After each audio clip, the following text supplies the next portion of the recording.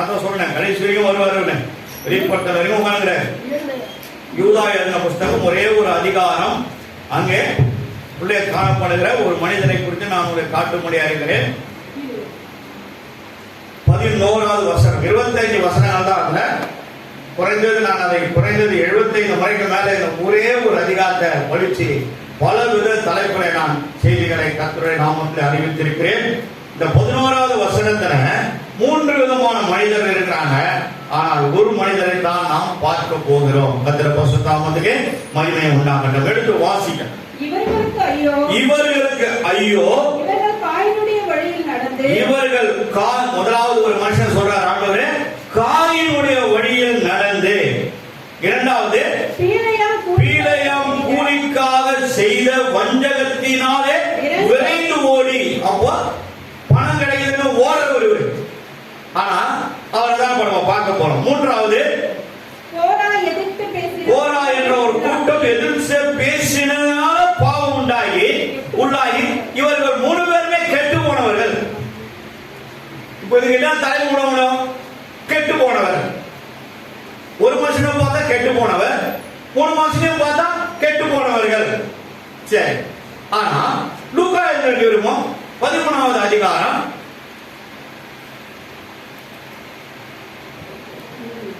3வது வசனம் 5வது வசனம் ரெண்டையும் வாசிங்க. அப்படி அல்லவென்று உங்களுக்கு சொல்கிறேன், நீங்கள் மனம் திரும்பாமல் போனால், நீங்கள் மனம் திரும்பாமல் போனால் எல்லாரும் அப்படியே கெட்டு போய், எல்லாம் உங்களுக்குள்ள இருக்கிற எல்லா விதமான A to Z all type of work,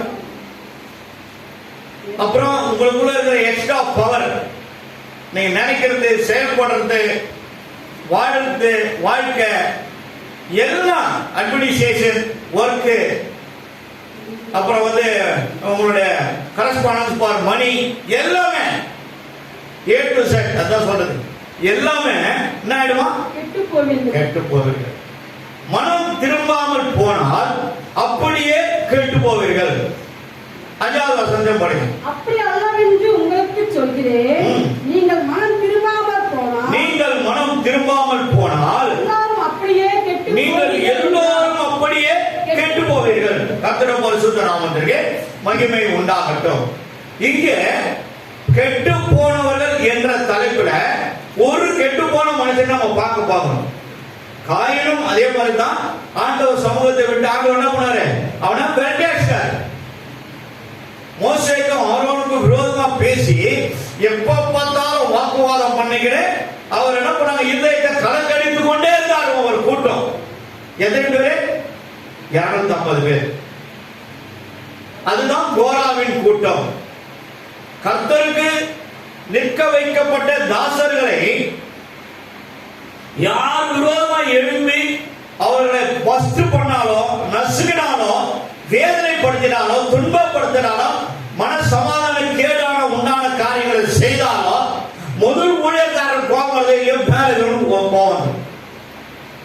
என்னாம புத்தகம் பண்ணாதீங்க, வீட்டை போய் படிச்சு பாருங்க. 18 வருஷம் இருக்கிறதால வீட்டை போய் படிச்சு பாருங்க. அவருக்கு கோபம் வரும். இதுதான் ஆண்டவருடைய ஃபார்முலா. கோபம் வந்ததுனால அந்த கூட்டத்தை ஆண்டவர் என்ன பண்ணாரு? பூமியை 2ஆக பிளக்க செய்து அவங்கள 250 பேர் என்ன பண்ணிட்டாரு? விழுங்கி போட்டார். கோபம் வந்ததுனால இது கர்த்தருடைய கோபனோட சொல்லலாம். ஆனா இந்த பீலையாம் என்பவர் இந்த வேதத்துல பல புஸ்தகங்கள வரார். குறைந்தது 9-10 புஸ்தகத்துல வரார். வசனம் கூட நான் உங்களுக்கு சொல்றேன், எழுதிங்க அப்புறமா. இந்த பீலையாம் நிறைய பேர் என்ன பண்ணுவாங்க?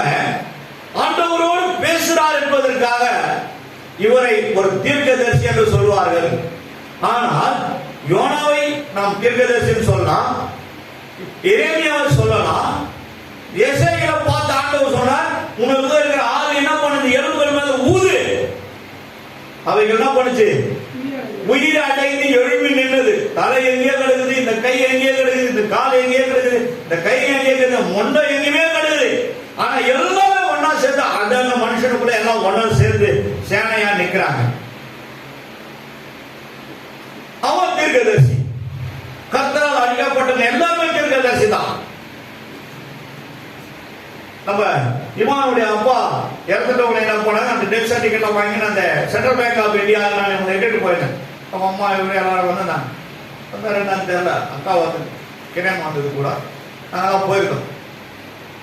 அங்கே Telugu manager, branch manager, senior manager உட்கார்ந்துட்டாரு. அவர் என்னை கூப்பிட்டு உட்கார சொன்னார். உட்கார்ந்தப்பா சார் நான் போயிட்டு விஷ் பண்ணேன். உட்கார வச்சு சொன்னாரு, நீங்க தீர்க்கதரிசி. எப்படி சொன்னாலும் எனக்கே தெரியும். இல்லை நான் நீங்க உட்கார்ந்து போறது வர்றது அதெல்லாம் பார்த்தேன். ரொம்ப உங்களுக்குள்ள இருக்க அந்த பொலைட்னஸ் நான் பார்த்தேன்.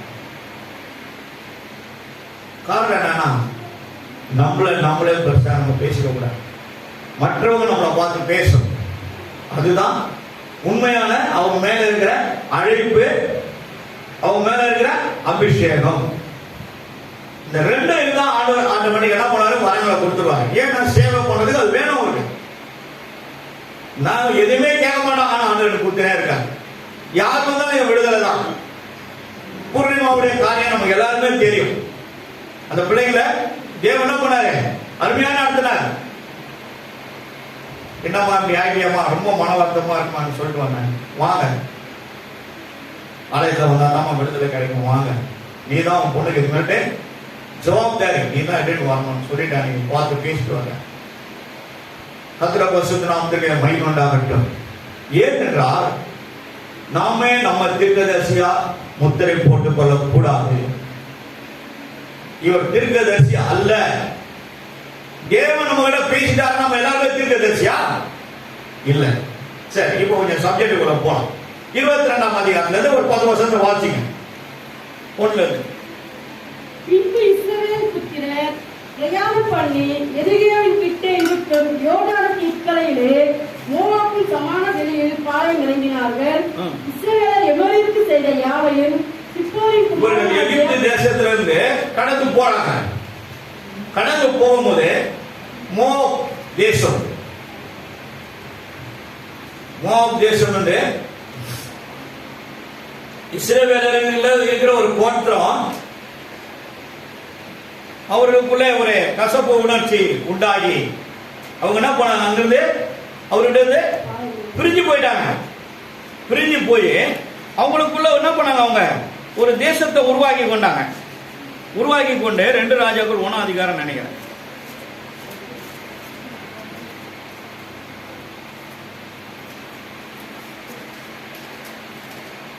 ஒன்னு வாசமா. ஆகாப் மரணமடைந்த பின் மோவாபியர் இஸ்ரவேலுக்கு விரோதமாய் கலகம் பண்ணி பிரிந்து போனார்கள். அப்போ அந்த மோவாப் தேசம் யாருங்க? இஸ்ரவேலர்கள். ஆனா எகிப்தியர் போய் எகிப்திலிருந்து போன அந்த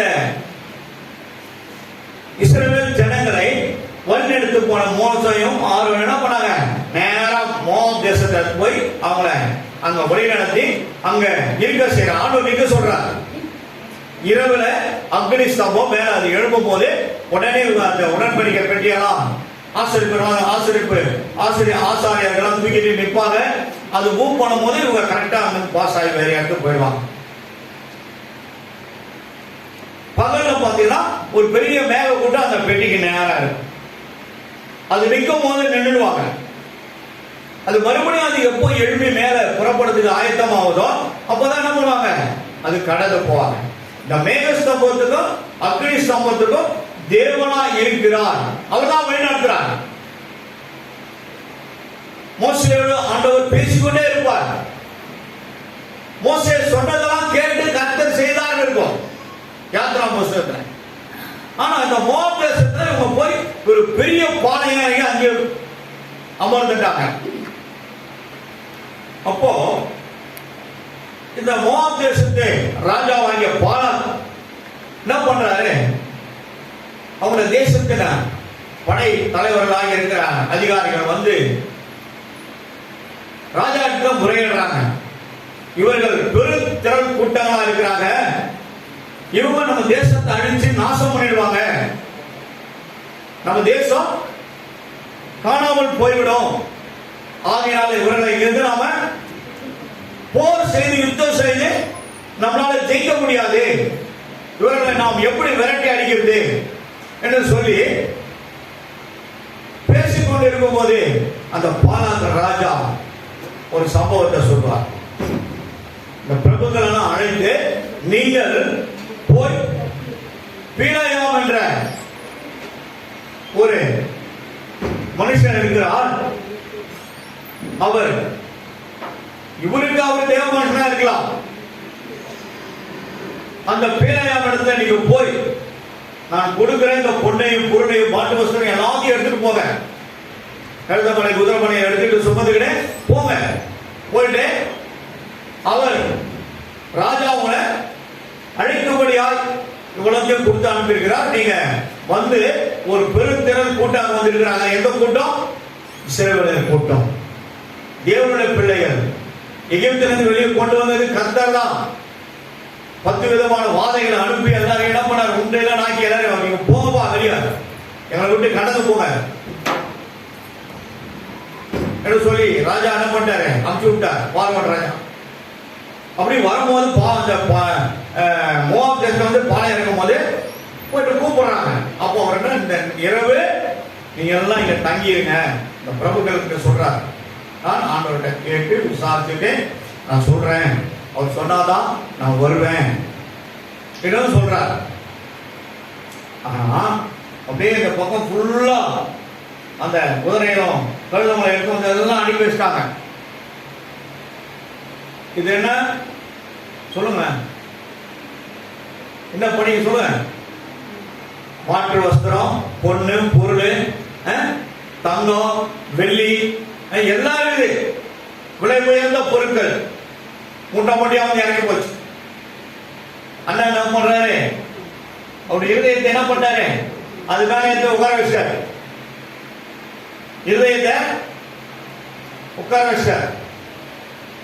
அப்ப என்ன பண்ணுது? உள்ள கப்பு கப்புன்னு அடிச்சுக்கிட்டு, ஓ இதை வெளியே அனுப்ப கூடாது, இதை நம்ம வாங்கி அப்படியே நம்ம வீட்டில் நம்ம பிரயோஜனப்படுத்தினோமா பல ஆண்டு காலம் வாழலாம், பல ஆண்டு காலம் வாழலாம் என்று சொல்லி அவர் மனசுக்குள்ள வச்சுட்டு, சரி எப்படியாவது ஆண்டவர்கிட்ட நம்ம ஒரு பர்மிஷன் வாங்கிக்கணும்னு சொல்லி அவர் போய் என்ன பண்றாரு? உள்ள போய் அவர் அந்த ரூம்ல ஜெபிக்க முடியா விசாரிக்க முடியா போனா வந்திருக்கிறது யாரு? தேவனுடைய ஜனங்கள். இவர் விசாரிக்கிறது உள்ள போறதுக்கு முன்னாடியே ஆண்டவர் வந்து அங்க நின்னுங்கிறார். எல்லாம் அவருக்கு தெரியும், எல்லாம் தெரியும். எல்லா லைட்டும் ஆஃப் பண்ணிட்டு கம்பெனியை போட்டு மூடிக்கணும்.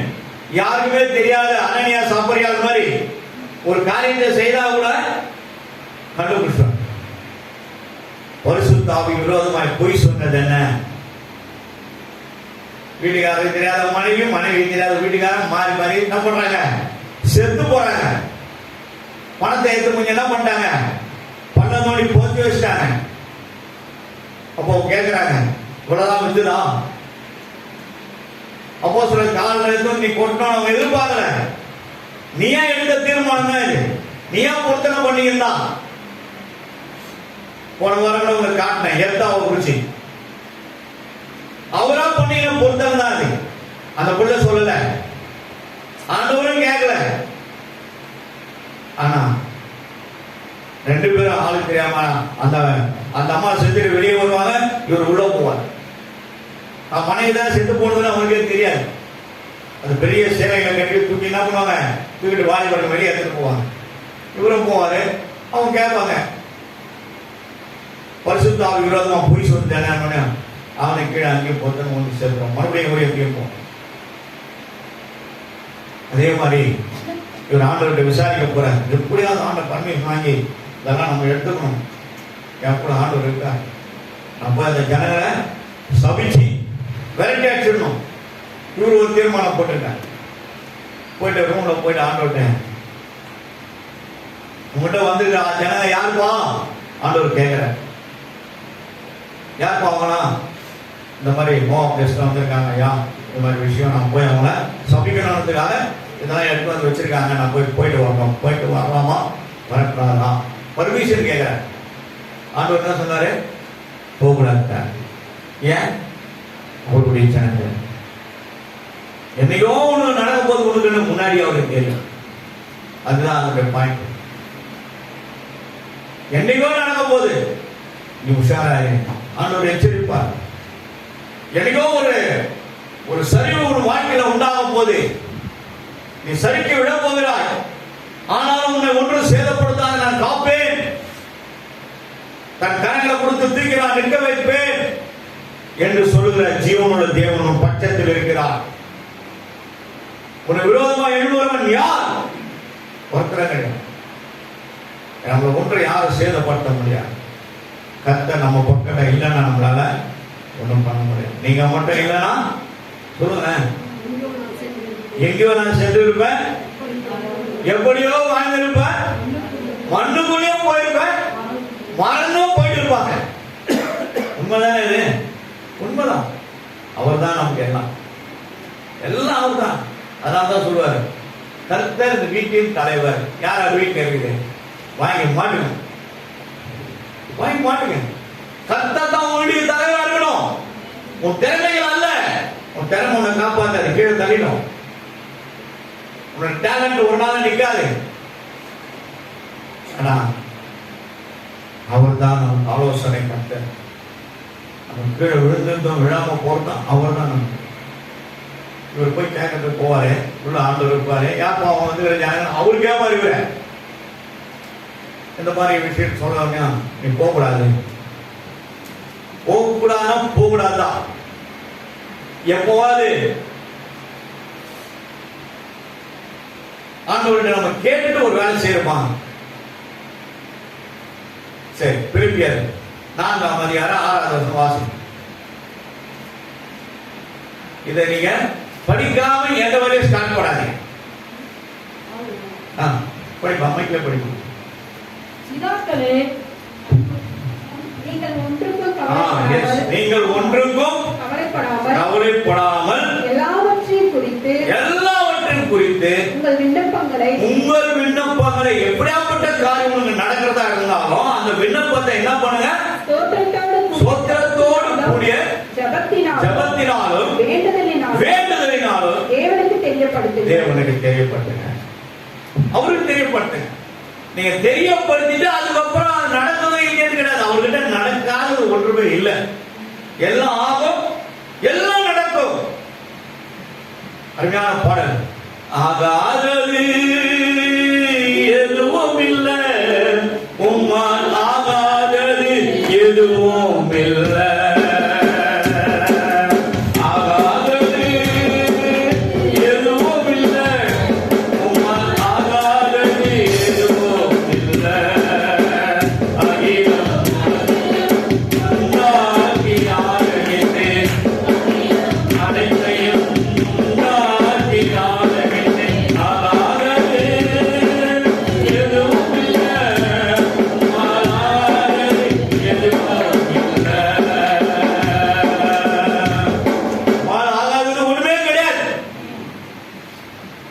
விசுவாசத்தை அவருடைய வசனத்தோடு அடக்கம் பண்ணிடுங்க, அடக்கம் பண்ணிடுங்க.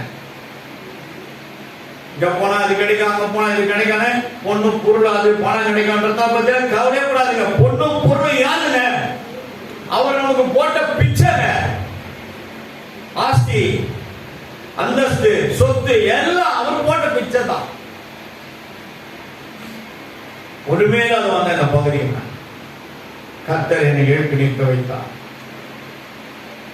சொந்த குடும்பத்தை விட்டு வெளியே போப்பாங்க. அப்போ கேட்ட ஆண்டவரே, எங்க அம்மா, எங்க அக்கா, அண்ணன் ஒய்ஃபு, தங்கச்சிலாம் இருக்காங்க, நீயும் மனைவி ரெண்டு பிள்ளைங்க தான் உன் சொந்த குடும்பம். இமிடியேட்லி கோ அவுட், வெளியே போ சீக்கிரம். அதுக்கப்புறம் நான் எப்படி போனேன்னா போறேன்னு எனக்கு சொல்ற, அது எனக்கு சொல்லிட்டாரு, நான் மறந்துட்டேன். ஆனா சாமான எடுத்து வந்து மீன் பாடி வந்து வீட்டுல ஒரு வாழை எடுத்து ஒரு வீட்டுல இருந்து போட்டுட்டு போய் 4 மணிக்கு ஃபர்ஸ்ட் நீ 2 பக்கெட்டை மேல ஊற்றிட்டு அவ்வளோ பாடி ஹீட் ஆகிடும். முழங்கால் பண்ணிட்டு அழுது 2 கையை அழுதுட்டு அன்னைக்கு படிக்க வேண்டிய எஸ்ஐக்கள் பண்ண அதிகாரத்தை நான் படிச்சேன். படிப்பாங்க கர்த்தருடைய வார்த்தை எனக்கு உண்டாயிற்று. உண்டாகி அவர் மனுபுத்திரனே என்று சொல்றார். நீ கலக வீட்டாரின் நடுவிலே தங்கியிருக்கிறாய். காணும்படிக்கு அவர்களுக்கு கண்கள் இருந்தாலும் காணாமல் போகிறார்கள், கேட்கும்படிக்கு அவர்களுக்கு காதுகள் இருந்தாலும் கேளாமல் போகிறார்கள். அவர்கள் கலக வீட்டார். இப்பொழுது மனுபுத்திரனே, நீ பர தேசம் போகும்படி சரியான சாமான்களை ஆயத்தப்படுத்தி பகற்காலத்திலே அவர்கள் கண்களுக்கு முன்பாக பிரயாணப்படு. இஸ்தலத்தை விட்டு வேற ஸ்தலத்துக்கு அவருடைய கண்களுக்கு முன்பாக புறப்பட்டு போ. அவர்கள் கலக வீட்டார் ஆன போதிலும் ஒருவேளை சிந்தித்து உணர்வார்கள். சிறையிருப்புக்கு போகிறவனை போல் உன் சாமான்களை நீ பகற்காலத்திலே அவர்கள் கண்களுக்கு முன்பாக வெளியே வைத்து சாயங்காலத்திலே அவர்கள் கண்களுக்கு முன்பாக சிறையிருப்புக்கு போகிறவனை போல் புறப்படுவாயாக. அவருடைய கண்களுக்கு முன்பாக நீ சுவரிலே ஒரு துவாரம் போட்டு என் பீரோவா இருந்து வெளியே வந்தேன். மறுபடியும் என்ன பண்ண, ஒரு கொத்தனாரை கொண்டு அதையும் பூசிட்டேன். இதெல்லாம் என் வாழ்க்கையில் அப்படியே நடந்தது. ஆண்டவர் புத்தகத்தை காட்டுறாங்க. படிக்க படிக்க படிக்க என் கண்ணுல இருந்து அவ்வளவு தண்ணியும் கேள்விப்பட்டு 15 நிமிடமா கதவை சாத்தி கதறி இருப்பேன். அப்போ நம்ம அந்தாணி கோயில் இருக்க அவ்வளோ அவன் அம்மா வந்து கதவை தட்டுது. மாமா ஜெயிச்சு நீங்க இங்க வாங்க, சாப்பாடெல்லாம் செய்து மீனெல்லாம் பார்த்து வச்சுக்கிறேன், வந்து ஃபஸ்ட்டு சாப்பிடுங்க வாங்க. அம்மா இன்னும் உங்களுக்கு சாப்பாடு போடணும். என்ன வீட்டில் சாப்பாடு எல்லாம் ஒன்றும் இல்லை, இது மேலே தான் நாங்கள் எங்களை பண்ணணும். அப்படியே இன்னும் போய் நாங்கள் சாப்பாடு போடுறோம். இதெல்லாம் என் வாழ்க்கையில் நடக்கும். அப்போ கர்த்தர் தான் நம்மளை நடத்தணும். அதெல்லாம் சொல்றேன், கர்த்தர் தான் நடத்தணும். கர்த்தர் நடத்தினா பர்ஃபெக்டா இருக்கும். இந்த மனுஷன் பண்ண காரியம் ஆனோட போகக்கூடாதுன்னு சொல்லிவிடும். போகலான்னு இருப்பான், நீங்க போகப்போம் எல்லாம் எடுத்து பண்ணிப்போம். ஆனா இதை என்ன பண்ணுது, அந்த நகையை நட்டு மேல என்ன பண்ணுது, பட்டு பட்டு அடிக்குது வருது. மறுபடியும் அந்த போலாங் ராஜா கிட்ட போய் சொன்னவனே, அந்த ராஜா என்ன பண்ணாரு, 22, 23, 24, 25 அந்த 4 அதிகம் அந்த வீட்டை போய் படிச்சுங்க. மற்ற எக்ஸ்ட்ரா புக்ல இருக்கிறதெல்லாம் நான் உங்களுக்கு சொல்லி கொடுத்தேன். காட்டினா அப்புறம் கடைசியாக எழுதிங்க. அப்போ அந்த ராஜா என்ன பண்ணாரு, போயிட்டு தீர்க்கம் சொன்னே அவனுக்கு மனசு வேதனை. இவனை நம்ம வர சொன்னோம், இந்த ஆளை யாரை சபிக்கிறானோ அவங்க சபிக்கப்பட்டு போவானே, யாரை ஆசீர்வதிக்கிறானோ அவன் ஆசீர்வதிக்கப்பட்டான். அப்படிப்பட்ட மனுஷன் அவன் வந்தாரு, ஏன் வானான்றான், என்ன விஷயம் சொல்லி மறுபடியும் அந்த ராஜா நான் பண்ணாரு, நீங்க இந்த முறை போயிட்டு வந்து போகாதீங்கப்பா சொல்லி அவர்களை காட்டிலும் கனவான்கள், பெரிய பெரிய கோடீஸ்வரன், ராஜா அரண்மனையில் இருக்கிற பெரிய பெரிய மிராஸ்தார்கள் என்ன பண்றாரு, செலக்ட் பண்ணி ஒருவேளை 10 குதிரை மலை ஏற்றிருந்தா கூட 25 குதிரை மலை ஏற்றாங்க போட்டு இன்னும் அதிகமா லோட் பண்ணி அனுப்புறாங்க. மறுபடியும் அவர் வீட்டுக்கு போறாங்க. அதே மாதிரி இருக்கான்னு சொல்லி எல்லாத்தையும் இறக்கி வச்சுட்டு நான் போய் கேட்டுட்டேன், என்ன சொல்றாங்க சரி. மறுபடியும் போறாங்க. அதே ஆண்டவர் வந்து நின்று, என்னப்பா ஏன்பா அவன் என்னை அழைத்துட்டு வந்துட்டாங்க. இந்த முறை ஆண்டவர் என்ன சொன்னாரு, போ அவரோடு போன்னு சொல்லிட்டாரு. ஃபர்ஸ்ட் டைம் என்ன சொன்னாரு, போகக்கூடாதுன்னா கிழிச்சுதான். திருப்பி திருப்பி வருவான். பிசாசுடைய வேலை என்ன, நம்மளை எங்கேயாவது கீழே தளர்ந்துதான், எப்படியாவது கீழே பழத்துல தளர்ந்துதான் வேலை. இப்படிப்பட்ட தேவனோடு பேசி இருந்த ஒரு மனுஷன், தேவனோடு நடந்த மனுஷன் ஜெபிக்கிறதுக்கு போனதுக்கு உள்ளும் போறதுக்கு முன்பாகவே ஆண்டவர்கள் தான் இடத்துல வந்து நிற்கிறார். அப்படிப்பட்ட ஒரு மனுஷனாய் காணப்பட்டவன் தீர்க்கதரிசி அல்ல. இவரு சொல்லிட்டார் ஆண்டவரனே, ஒரு கழுதை ருசியாயிச்சு இருக்கு, எல்லாத்தையும் உள்ள வாங்கி வச்சுட்டாரு, பிரபுக்கெல்லாம் அமைச்சிட்டாரு, எல்லாத்தையும் என்ன வீட்டை பூட்டிக்கினேன் எல்லாத்தையும் லாக் பண்ணிட்டு என்ன பண்ணாரு, கழுதையை ரெடி பண்ணி கழுதை பண்ண ஒரு பெட்ஷீட் மாதிரி போட்டு ஏரியால உட்காந்துனார். இவரை டெய்லி இடின்னு போய் இன்னொரு கழுதை தான் அது மேல உட்காந்து போறதுக்கு என்ன சொல்லுவாங்க, சேனம் வைத்து போறது. சேனம்னா அது மேல சுமந்து போறது. சேனம் வைத்து போனார். அப்போ போகும்போது கொஞ்சம் தூரம் போயிட்டார். ஒரு சின்ன சந்து மாதிரி இருக்குன்னு வச்சுங்களேன். அதுல எதிர்க்க வந்து ஒருத்தர் வானத்துக்கும் பூமிக்கும் பணமான அளவுக்கு உரிவன பட்டயத்தோடு ஒருத்தர் நிற்கிறார். இவருக்கு தெரியல, கழுதிக்கு தெரியுது. கர்த்தர் கழுதையின் கண்களை திறந்தார், இவருக்கு தெரியல. அதை பார்த்த உடனே கழுதை என்ன பண்ணுச்சு, அங்கேயே உஷாராயிடுச்சு. செவுத்து ஓரமாக தாண்டி எப்படியாவது சந்தல பூந்து போயிடலான்ட்டு இவர் என்ன பண்ணுச்சு, இந்த சைடு அப்படியே செவுத்துல போட்டு தேய்ச்சி எடுத்து போயிடுச்சு. கிட்ட போனவனே பொத்துன்னு கிளம்பு. கர்த்தர் கழுதையை கொண்டு பேசுறார். மனசு கேட்கலாம் என்ன பண்ணுவார் ஆண்டவர், இதுதான் செய்வார். யாராருக்கிட்ட பேசினார் ஆண்டவர், மீன் கிட்ட பேசினாரு, ஆமணி செடி கிட்ட பேசினாரு, காக்கா எரியாவும் போசித்திலே காக்கா கிட்ட பேசியிருக்காரு. அப்புறம் ஒரு சர்ப்பத்தை அனுப்பினா எதுக்கு, கீழ்ப்படியாக அழித்தார், சர்ப்பத்துக்கிட்டே பேசுகிறார்,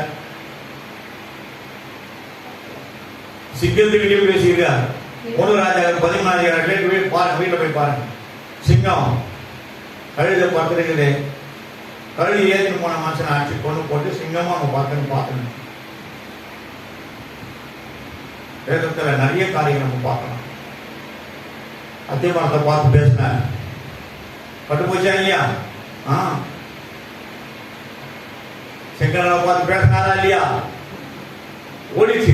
எப்படி போச்சுன்னு தெரியாது. அதட்டினா ஒரே குரல். யோர்தானை பார்த்து பேசினேன். யோர்தான் அப்படியே பின்னிட்டு போய் நின்று சுழண்டு நின்று போச்சு. கர்த்தருடைய பரிசுத்த நாமத்துக்கு மகிமை உண்டாகட்டும். இந்த வார்த்தை நிமித்தமா கர்த்தருடைய கோபம் அந்த இடத்துல அந்த தேவதூதனா தேவன் நிற்கிறான். தேவதூதர்களும் தேவனும் ஒன்றா இருந்தாங்க. பழைய காலத்துல புத்தகத்தை நீங்க பாத்தீங்கன்னா மம்ரேயின் பூமியில 18 அதிகாரமா 16 அதிகாரமா ஃபர்ஸ்ட் வசனத்தை வாசிங்க. 18 ஆதியாகமம், the book of Genesis. பின்பு கர்த்தர் மம்ரேயின் சமபூமியிலே அவனுக்கு தரிசனமாகி ஆபிரகாமுக்கு தரிசனமாகி அவன் பகலின் உஷ்ண வேளையில் கூடார வாசலிலே உட்கார்ந்திருந்து தன் கண்களை எடுத்து பார்க்கும்போது இதோ 3 புருஷர். அப்போ இவங்க தேவதூதர்கள், 3 தேவதூதர்கள் சோதோம பட்டணத்தை அடிக்கிறதுக்கு வராங்க. அதுக்கு முன்னாடி கர்த்தர் மட்டும் தான் தனியா வரார். ஆபிரகாம் வந்து பார்த்து பேசுறாரு. ஏன்னா மிக தீர்க்கதரிசி புத்தகத்துல தேவன் என்ன எழுதிருக்காருன்னா, தன் ஊழியக்காரர்கள் சொல்லாம எதையும் செய்ய மாட்டார்.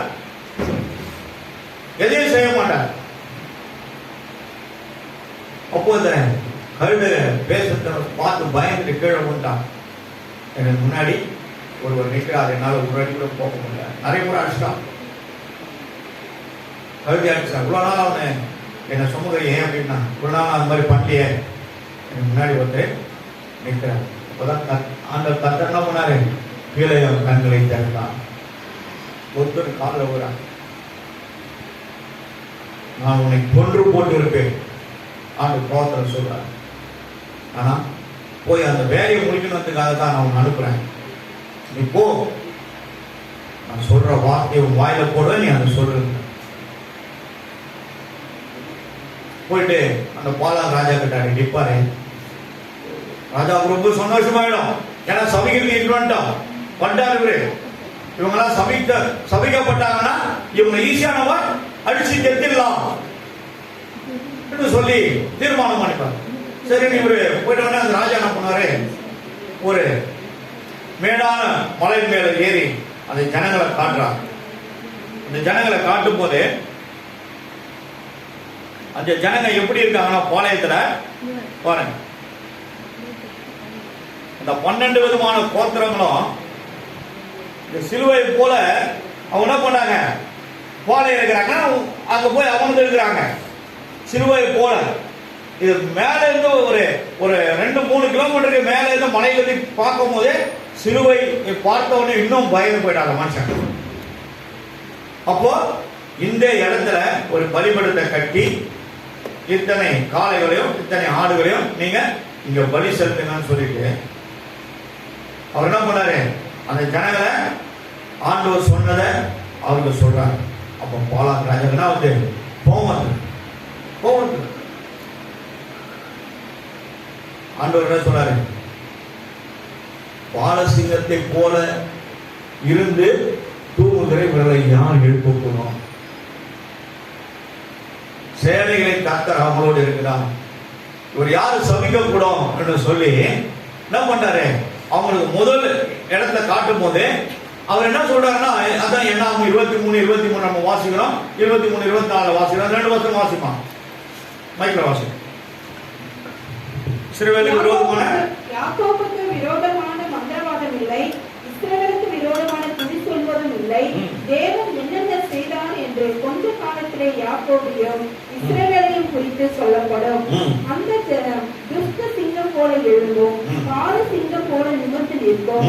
அது தான் பிடித்த இரையை பற்றிட்டு வெட்டுண்டவர்களின் ரத்தத்தை குடிக்க மட்டும் படுத்துக் கொள்வது இல்லை என்றான். 23 24 படிக்கிறேன். 23வது அதிகாரம். ஆமா, இஸ்ரவேலுக்கு விரோதமான மந்திரமும் கிடையாது, யாக்கோபுக்கு விரோதமான மந்திரவாதம் இல்லை, இஸ்ரவேலுக்கு விரோதமான குறி சொல்லுறாங்க. அப்போ எந்த மந்திரமும் இவங்களை ஒண்ணுமே செய்ய முடியாது. நான் குறி சொல்றோம்னா, ஆனா இவர்களை யாரும் எதுவும் செய்ய முடியாத திட்டமா சொல்லிட்டு அவர்களை ஆசீர்வதிக்கிறார். அந்த வார்த்தையாக சொல்லி ஆசீர்வதிச்சுட்டான். ரொம்ப கோவம் வந்துச்சு ராஜாக்கு. சரி, இந்த பக்கம் போனா வாங்கன்னு சொல்லிட்டு போய் மறுபடியும் வேற ஒரு பகுதியில் என்று அங்க பார்த்தாலும் அதே மாதிரி இருக்கு. இன்னும் பயம் அதிகமாச்சு. அதே மாதிரி அங்க பலி செலுத்தி அங்க என்ன பண்றாரு, அவர்களை ஆசீர்வதிக்கிறார்.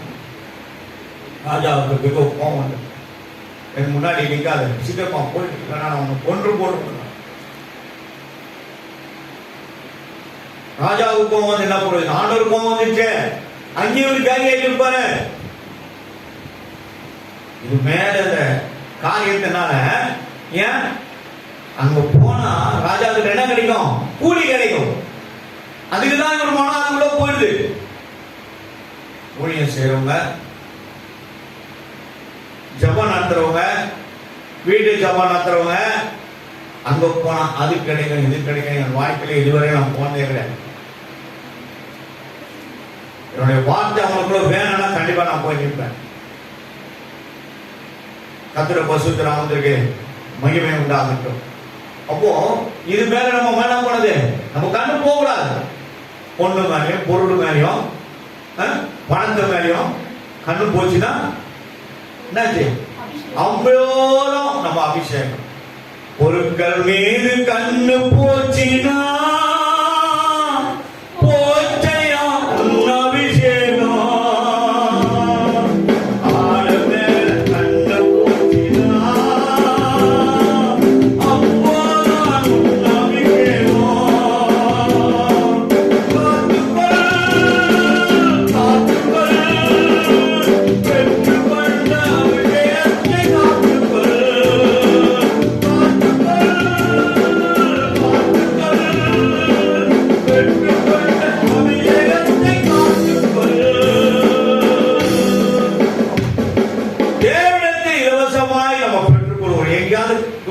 வாங்கணுமா அபிஷேகத்தை சொல்லுங்க, வாங்கிக்கிறோமா? இங்க இருக்காங்க 2 பேர், டாட் பால் காஸ்பல், இன்னொருத்தர் செல்லி எடுத்துன்னு. இவங்க யாரு, பின்னாடி வரும்போது ஊழியக்காரன். அவர் சொல்லுவார் அவங்க அம்மா கிட்ட, அம்மா நான் ஐயா மாதிரி ஐயா உனக்கு கமிஷன் கொடுத்தனா நீ அது இருப்பியானா? அவருடைய கேள்வி பாருங்க, அம்மா நீ அது வரைக்கும் இருப்பியா? பாருங்க எவ்வளவு ஞானம் பாருங்க. காரணம் என்னன்னா பிள்ளைகளை கர்த்தர் நடத்துகிறார். ஆண்டவர் எனக்கு சொன்னாரு, இந்த ஜனவரி மாசம் 1ஆம் தேதிக்கு இவங்க எல்லாரும் ஒயிட் அண்ட் ஒயிட் போட்டு பிரதிஷ்டை பண்ண பாருங்க. இன்னும் இவங்களுக்கு நான் எக்ஸ்ட்ரா பவரை கொடுக்க போறேன் என்று சொல்லியிருக்காரு. கர்த்தரை பரிசுத்தம் சொல்றேன். அதனால இதோடு சேர்ந்து இந்த மியூசிக் வாசிக்கிறவங்க, சபையில ஒர்க் பண்றவங்க எல்லாருமே சேர்த்து ஜெபிக்கணும்னு நான் இருக்கிறேன். எல்லா பிள்ளைகளுக்காக ஜெபிக்கணும். கர்த்தரை பரிசுத்த நாமத்திற்கு மகிமை உண்டாகட்டும். அங்கேயும் போய் அந்த ஜனங்களை ஆசீர்வதித்து விட்டு ஒரு கடந்து போயிடுறார். கடந்து போறார். கர்த்தரை பரிசுத்த நாம மகிமை உண்டாகட்டும். கடந்து போகும்போது சும்மா போகாத ஒரு கில்லாடியான ஒரு வேலையை செய்து போயிடுவார். கில்லாடியான ஒரு வேலையை செய்துட்டு போயிடுவார். அதனாலதான் கர்த்தர் என்னாச்சு, இன்னும் கோபம் வந்துடும். முதல் கோபம் வந்ததுல போகணும்னு சொன்ன பாரு, போ பாடி ஃபுல்லா அடங்கி வச்சுக்குது வீட்டுல.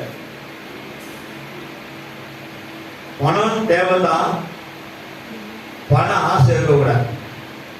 பணம் தேவை, பணம் வெறி இருக்கக்கூடாது. பணத்தை மேல மோகம் இருக்கக்கூடாது. எல்லாம் அவர் மேல போடுற பிச்சை. நம்ம ஒரு மாசத்துக்கு ஒரு முறை ஒரு 40,000 வேணும் வச்சுங்களேன், அப்படியே வீட்டுல அப்படியே ஒண்ணு கூட குறையாம அப்படியே உட்காந்துக்கலாம்.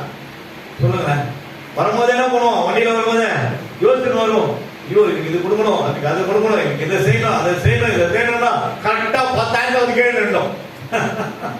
எல்லாம் குறைஞ்சி போகுதுங்க. அப்படியே உட்காந்து உட்காந்து அது எங்கன்னா சுத்திக்கினே கிடக்கும். அது பேர் என்ன சொல்லுங்க? அது ஒரு பேய், ஒரு இடத்துல நிக்காது, அதுக்கு கால் கிடையாது, பார்த்துக்கிட்டே தான் இருக்கும். உண்மையா பொய்யா? அது கால் இல்லாத ஒரு பேய். பணம் தேவை, பணம் வெறி இருக்கக்கூடாது. பணம் தேவை, அது மேல ஒரு மோகம் இருக்கக்கூடாது. கர்த்தரால கொடுக்கப்பட்ட சுதந்திரம் அது நமக்கு. கர்த்தர் பரிசுத்த நாமத்திற்கு மகிமை உண்டாகும். கர்த்தர் எவ்வளவு நல்லவராக இருக்காரு பாருங்க. 25வது வசனம் அதிகாரத்துல ஒரு வார்த்தை எடுத்து வாசிக்கும். என்ன பண்ணுவாரு, திரும்பி போகும்போது ஒரு காரியத்தை சொல்லிட்டு போயிடுவார். என்ன சொல்லுவாருன்னா, பாருங்க, நானே வாசிக்கிறேன். இஸ்ரவேல் சித்தேமில தங்கியிருக்கையில் ஜனங்கள் குமாரத்திகளோடு வேசித்தனம் பண்ண தொடங்கினார். காரணம் என்னன்னா, மோவாப் தேசத்துல ஒரு பெரிய ராஜா விருது செய்ய சொல்லி, அந்த விருதுல இந்த பெரும் திரள் கூட்டமா இருக்கிறாங்க பாருங்க, இந்த ஜனங்களா எல்லாரும் என்ன பண்ண, நீ போய் கூப்பிடு, விருது சாலைக்கு அவங்களை அழைக்கணுமா. இது யார் சொல்ற வேலை? பீலையா.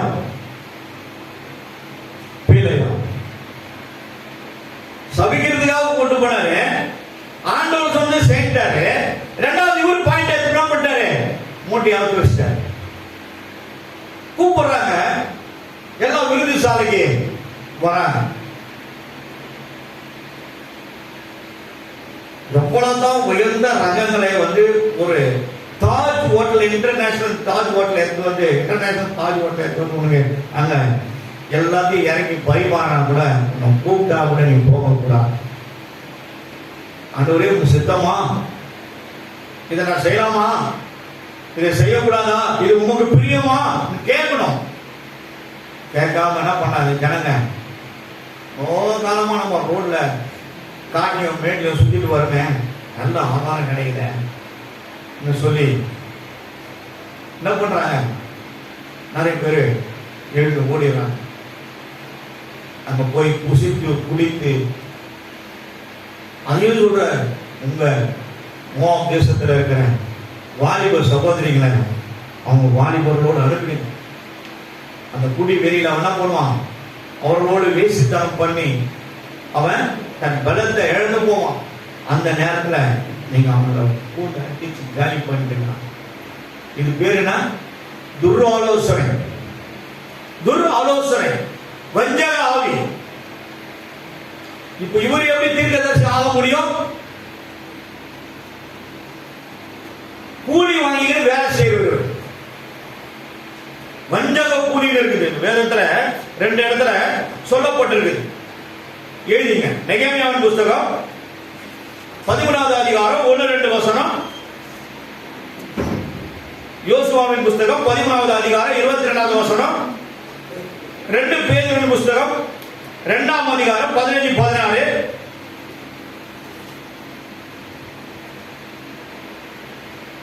வெளிப்படுத்தல் 2ஆம் அதிகாரம் 14-15-16. இது அவ்வளவுத்திலும் பாத்தீங்கன்னா வஞ்சக கூலி, கூலிக்காக மாரடிக்கிறவர்கள். எங்க போனாலும் எல்லாம் கிடைக்கும். ஆனா மேலான தோற்றம் யாரு? தீர்க்கதரிசி. தீர்க்கதரிசி. ஆனா வேதத்துல இவர் தீர்க்கதரிசி எங்குமே எழுதப்படவில்லை. 44வது முறை நான் வேதத்தை வாசிக்கிறேன். நான் பல இடத்துல பார்த்துட்டு எங்குமே கிடையாது. ஆனா நிறைய பேர் இன்னைக்கு சொல்றாங்க பிழையம் தீர்க்கதரிசின்னு சொல்றாங்க. ஆனா தீர்க்கதரிசி அல்ல. தீர்க்கதரிசி யார் தெரியுங்களா? எலியா தீர்க்கதரிசி. எலிசா தீர்க்கதரிசி. எலிசா நாகமான் வரும்போது எல்லா பொண்ணும் பொருள் எல்லாத்தையும் அவர் 10-15 குதிரை மேல எல்லாத்தையும் எடுத்துட்டு வந்துருவாரு. குஷ்டரோகியா இருக்காரு. ஆனா சிரியா தேசத்துல இருந்து தண்டுகள் வந்து இஸ்ரவேல் மேல படையெடுத்து அடித்து நொறுக்கி போகும்போது என்ன பண்ணாங்க? பொண்ணும் பொருளையும் அங்கேயும் பொருளாச்சு போகும்போது ஒரு சின்ன குழந்தை ரோடு என்ன அழுதுனா அந்த குழந்தை என்ன பண்ணா? கையை பிடிச்சி தூக்கி குதிரை மேல வச்சுட்டு அவன் தேசத்துக்கு எடுத்துட்டு போயிட்டான். ஒரு படைத்தலைவன் அது போச்சு. அவன் தீர்வு போயிட்டு என்ன பண்ணுவாங்க? ராஜா கிட்ட கொடுக்குறாரு. முன்னாடி என்ன பண்ணுவாங்க? படைத்தலைவன் கொடுத்துட்டாங்க. யாருக்கிட்ட? நாகமான் கிட்ட. அவரு என்ன பண்ணாரு? போய் அவன் மனைவி கிட்ட விட்டார். ஆனா அந்த பிள்ளை அப்பதான் பாக்குது, உடம்பெல்லாம் கையெல்லாம் மூஞ்செல்லாம் என்ன பிடிக்குது? வெள்ளை வெள்ளையா வெண் குஷ்டம். குஷ்டரோகினா இந்த கையெல்லாம் அப்படி இப்படியா இருக்குது, அந்த மாதிரி கிடையாது, வெண் குஷ்டம். அப்ப அந்த பெண்ணு சொல்லும், இவர் இஸ்ரவேலில் இருக்கிற தேவனிடத்தில் போனார், தீர்க்கதரிசியிடத்தில் போனார், இவருடைய குஷ்டரோகம் நீங்க சுகமாயிருப்பான்னு அந்த பிள்ளை தான் அந்த வார்த்தையை சொல்லுது. சொன்ன மாத்திரத்துல இந்த ராஜா போய், ஆண்டவனே இந்த மாதிரி சொல்லுது, இஸ்ரவேலுக்கு சிறைப்பட்டு அந்த பெண்ணு, அதனால நீங்க ஒரு சாசனம் எழுதி கொடுங்க, நாங்க போறோம். நாகமான் போய் கேட்பார்.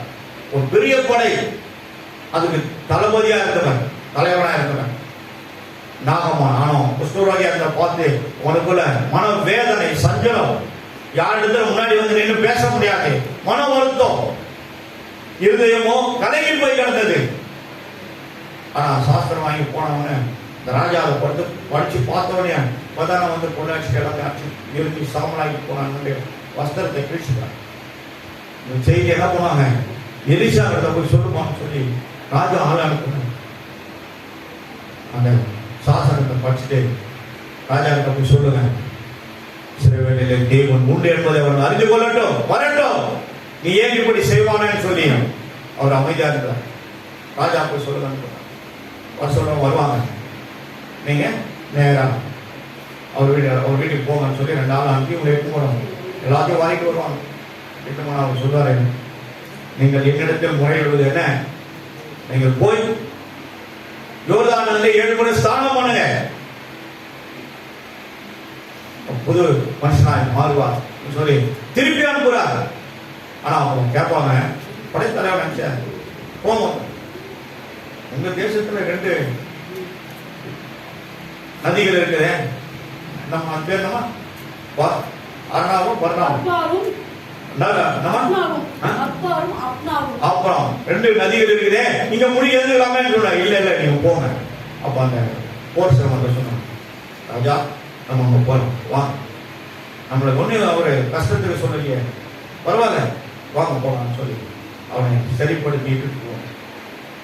6 முறை மூழ்கி எழுந்து கையெல்லாம் பார்ப்பாரு. 7வது முறை தண்ணில் யோர்தான மூழ்கி எழுதும் போது எல்லாமே மாறிடும், எல்லாம் மாறிடும், எல்லாம் பழைய ஒரு சிறு பிள்ளை மாமிசத்தை போல நம்மள மாதிரியே அந்த வெள்ளம் எங்க போச்சுன்னு தெரியல. இந்த வெண்குஷ்டம் ஃபுல்லா மறைஞ்சு போச்சு. இவன் தான் தீர்க்கதரிசி. காரணம் தட்டி ஜோரம் தட்டுங்க, இவன் தான் தீர்க்கதரிசி. பீலையாம் தீர்க்கதரிசி கிடையாது, அவர் கூலிக்கு மாறி எடுக்கிறார், வஞ்சக கூலி.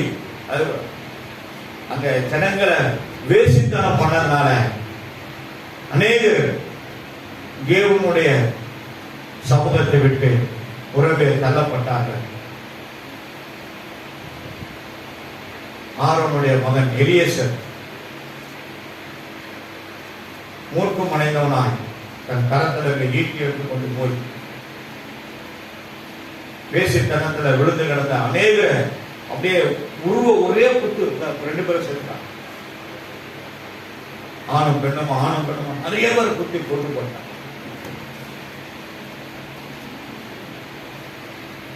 அப்போ இந்த ஆலோசனை கொடுத்தது யாரு? பீலையாம். ஆகையினால்தான் இவர் எந்த லிஸ்ட்ல போனாரு? கெட்டு போனவர் லிஸ்ட்ல போனார். வேதம் சொல்லுது இவர்கள் கெட்டு போனவர்கள். யூதா 1:11 மறுபடியும் வாசிமா. வாசி. இவர்களுக்கு ஐயோ, இவர்களுக்கு ஐயோ, இவர்கள் இவர்கள் காயனுடைய வழியில் நடந்து பீலேயாம் கூலிக்காக செய்த வஞ்சகத்திலே விரைந்தோடி கோரா எதிர்த்து பேசின பாவத்திற்குள்ளாகி கெட்டு போனார்கள். அப்போ கெட்டு போனவங்க யாருக்கு? 3 பேர் என்னன்னு கெட்டு போன லிஸ்ட். அதனாலதான் சொன்னேன், மனம் திரும்பாமல் போனா அப்படியே நீங்கள் கெட்டு போவீர்கள். ரொம்ப நாள் நீங்க ஏமாத்த முடியாது. ஆண்டவர் பார்த்து தான் இருப்பார். ரொம்ப நாளைக்கு நம்ம டபாய்க்க முடியாது. ஆண்டவர் பார்த்து தான் இருப்பார். நம்மளை சீர்படுத்தான் சபை. உன் காயங்களை கட்டுறது தான் சபை. உன்னை பழுது பார்க்கறது தான் சபை. உன்னை சீர்படுத்தி சிறப்படுத்தி காயங்களை கட்டி அழகு பார்க்கறது தான் தேவ சபை. இது ஒரு ட்ரைனிங் சென்டர். உன்னை ஆயத்தப்படுத்துவது இருக்கின்ற இந்த ஸ்டேட்டஸை காட்டிலும் இதுக்கு மேலான ஸ்டேட்டஸ்க்கு அப்பர் ஸ்டேட்டஸ்க்கு எடுத்து போறது சபை. ஆவிக்குரிய வளர்ச்சி அதுதான். அந்த வளர்ச்சிக்குள்ள நீ மேலும் மேலும் போகணும் தான் ஆண்டவர் உன்னை விரும்புகிறார். மனம் திரும்பாமல் போனால் நம்ம அப்படியே கெட்டு போவோம். விட்டுடும். பழைய சுபாவம் இருக்கக்கூடாது. விட்டுடும். புது சிருஷ்டியா இங்கே பாருகிறாய். ஏன் பாருற? ஆண்டவருடைய பரிசுத்த ரத்தத்தால் கழுவப்பட்டு உன் பாவங்கள் உனக்கு மன்னிக்கப்படுகிறது. ஆகையினால தான் மன்னிக்கப்பட்டதுனால தான் ஜீவபுஸ்தக கர்த்தர் உன் பெயரை எழுதுறார். ஜீவபுஸ்தக பெயர்கள் எழுதப்படாத அவ்வளவு எங்க போவாங்க? நரகத்துக்கு போவாங்க. வேதம் எழுதிருக்குது. பொய்யர்களும் சுரத்துக்காரர்களும் நாய்களும் இவர்கள் எல்லாம் புறமே இருப்பாங்க. ஏன் புறமே தர்றாங்கன்னா உள்ள போக முடியாது. அதையும் எழுதியிருக்காரு. சூனியக்காரர்கள் எல்லாத்தையும் எழுதியிருக்காரு. நீயும் நானும் திருந்தணும், திருந்தி வாழணும், நம்ம சரியா இருக்கணும். பழைய வீட்டுலலாம் பழைய காலத்துலலாம் ரேடியோ இருக்கும். ஆல் இந்தியா ரேடியோ செய்திகளை வாசிப்பது மனோஜ் நாராயணசாமி 35 வருஷம் 40 வருஷம் முன்னாடி சொன்ன வார்த்தை இது. உண்மையா பொய்யா? கேள்விப்பட்டிருக்கீங்களா? தெரியாது. அப்போ அந்த லைன் கரெக்டா இருந்தாதான் நியூஸ் கரெக்டா கேட்க முடியும். நான் இப்படி அப்படி வச்சா கேட்காது. கரெக்ட் கேட்கும். அப்ப நம்ம எப்படி இருக்கணும்னு நினைக்கிறார் ஆண்டவரே? அந்த லைன்ல இருக்கணும்னு நினைக்கிறார். பெர்ஃபெக்ட்டா இருக்கணும்னு நினைக்கிறார். பரிசுத்தமா இருக்கணும்னு நினைக்கிறார். உண்மையா இருக்கணும்னு நினைக்கிறார். நேர்மையா இருக்கணும்னு நினைக்கிறார். இந்த வாய் அவரால் அபிஷேகம் பண்ணப்பட்டது. சுகநாதன் ஒரு வார்த்தை சொன்னா அவங்க சுகமடைகிற அளவுக்கு தேவன் அதிகாரத்தை கொடுத்திருக்கிறாரு. இந்த வாயில நம்ம என்ன பண்ணக்கூடாது? எதையும் போட்டு குழப்பி எடுக்க கூடாது. உண்மை பேசணும். நேர்மையா இருக்கணும். உன்னை தேடாதான் தேடிக்கணும். உன்னை வந்து சேரும். நீ ஏன் மேல போக வேண்டியது? உன்னை அதுவாத்துக்கு மேல நிறுத்திடும். கர்த்தர் பரிசுத்த நாமத்திற்கு மகிமை உண்டாகட்டும். இந்த மாதிரி ஒரு பண்ணதுனால கர்த்தருடைய கோபம் 2 முறை வந்ததுனால அங்க போகவானாரு. என்ன பண்ணாரு? துர்வாலோசனை கொடுத்து ராஜாவுக்கு ஒரு தந்திரமான ஒரு செய்தியை கொடுத்து இப்படி பண்ணி ஐஸ்வர்யம் சொல்லிட்டாரு. அதனால என்னாச்சுன்னா ஒரே ஒரு வார்த்தை நம்ம எடுத்து வாசிப்போம். என்னாகும் புஸ்தகம் 31வது அதிகாரம்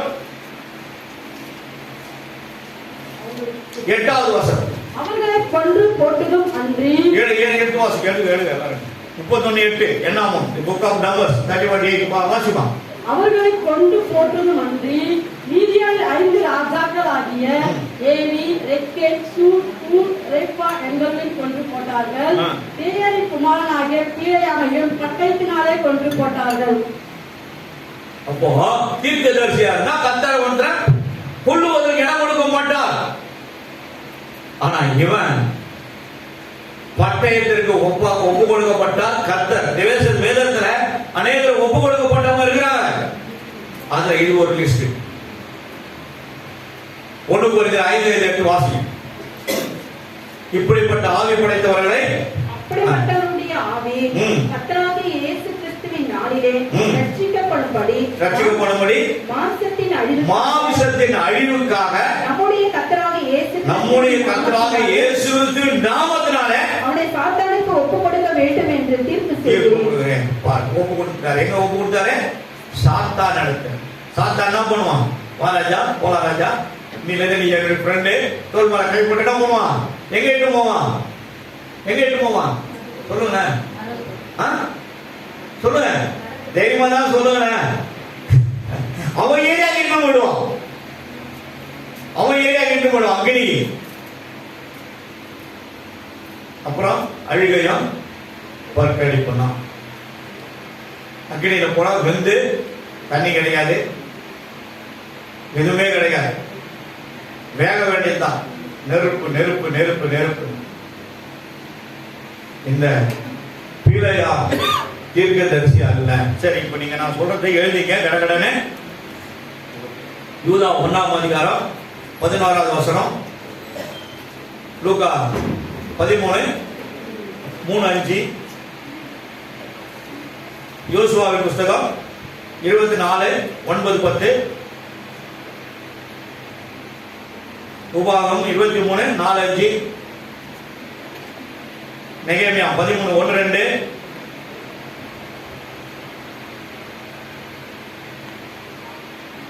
ரெண்டு பேதுரு 2:5-15-16, வெளிப்படுத்தல் 2ஆம் அதிகாரம் 14-15-16. இப்ப 2 வசனம் நம்ம கொஞ்சம் வாசிக்கிறோம்.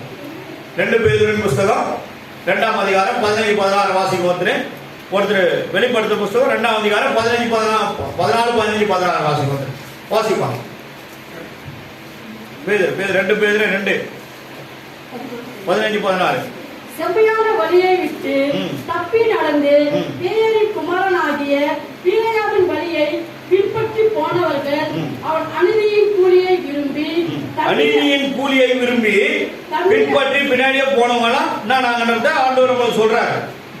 தன்னுடைய அக்கிரம நிமித்தம் கடிந்து கொள்ளப்பட்டார். பேசாமல் இருக மனுஷ பேச்சை பேசி தீர்க்கதரிசியுடைய மதிகேட்டை தடுத்தது.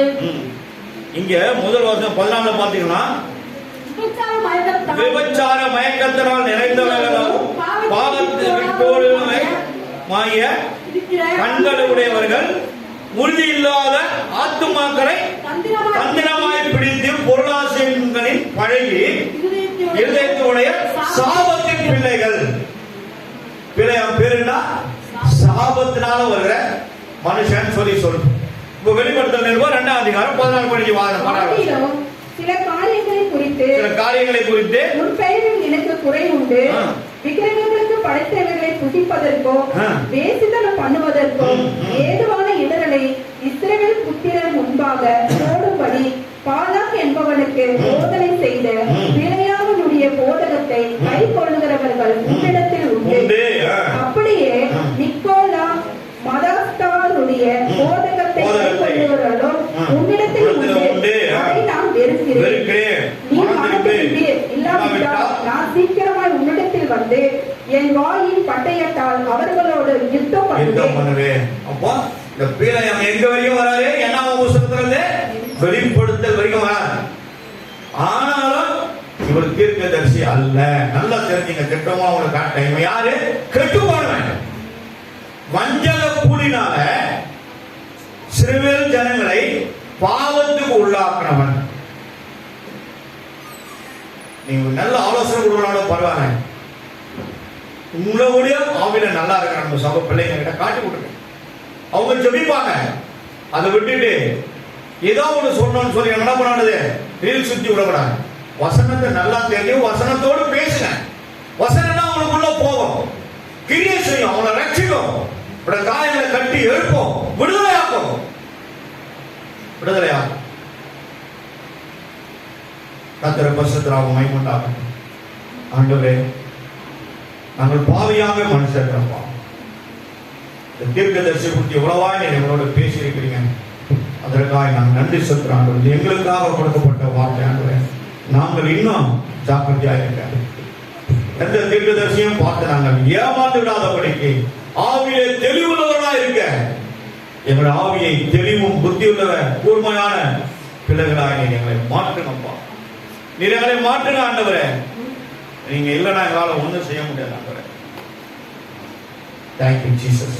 2 காரியத்தை மட்டும் உங்களுக்கு ஒரே ஒரு காரியத்தை மட்டும் சொல்லிடுறேன். இந்த 8ஆம் புஸ்தகம் 25ஆம் அதிகாரத்துல 7-9 24,000 பேர் என்று எழுதப்பட்டிருக்கோம். அதுதான் உண்மை. ஆனா புதிய ஏற்பாட்டின் காலத்துல 1 கொரிந்தியர் புஸ்தகம் 10ஆம் அதிகாரம் 8வது வசனத்துல 23,000 பேர் வேசித்தனத்தினால அழிந்து விழுந்து போனார் என்று எழுதப்பட்டிருக்கும். ஆனா எண்ணாம புஸ்தகத்தில் எழுதப்பட்டதுதான் கரெக்ட். 1 கொரிந்தியர் 10:8 இது அந்த வசனத்தோட சேர்ந்து மொத்தம் 9 வசனங்கள், 9 விதமான புஸ்தகங்கள்ல இவரை குறித்து இந்த வேதத்தில் எழுதப்பட்டவைகள். அன்பின் பிதாவே, நீர் எனக்கு காட்டியதையும் சொன்னதும் எழுதி வைத்தது பிள்ளைகளுக்கு நான் போதித்திருக்கேன். எனக்கு முன்பாக நின்று நீங்க பேசியிருக்கீங்க. உடைய இருதயத்தில் ஆழத்தில் எப்போதும் பதிந்து இருக்கட்டும். இதை ஒரு நாளும் மறந்து விடாதபடி ஆண்டவரே, இப்படிப்பட்ட வஞ்சக ஆவி எங்களுக்கு யாரு கூட இருக்கக்கூடாது ஆண்டவரே. இந்த தந்திரத்தினால பிசாசியங்களை எந்த விதத்தில் வஞ்சித்து விடாதபடி. பணம் தேவைதாண்டவரே, ஆனால் பணம் பெரிய இருக்கக்கூடாது. பணம் தேவாண்டவரே, பணத்து மேல மோல் இருக்கக்கூடாது ஆண்டவரே. பணம் எங்களுக்கு கண்டிப்பா வேணும். ஆனா பணத்தினால நாங்கள் விழுந்து போகாதபடி வேதத்தை வார்த்தை பிடித்து நாங்கள் நல்ல ஓட்டத்தை கொண்டு போல இறக்கும் செய்யா. திருப்பதிக்கு நாங்கள் கடந்து போக போறோம். கர்த்தர் அதையும் பிடிக்கிறது ஆசீர்வாதமாக மாற்றிக்காமப்பா. என் பேசின வார்த்தைகளுக்கு நம்ம நன்றி சொல்கிறோம். தாழ்த்தி ஒப்பு கொடுக்கிறோம். பெரிய காரியங்கள் செய்ய சுனாமத்தில் செவிக்கிறோம். நல்ல பிதாவே, ஆமென். எல்லாரும் தான் எடுத்து ஆயத்தமா இருக்கிறவங்க, ஆண் பிள்ளைங்க எந்த பக்கமோ பெட்ட பிள்ளைங்க எந்த பக்கமோ நீங்க படிக்கிற சின்ன பிள்ளைங்க மைக்ல எடுத்துப்பா.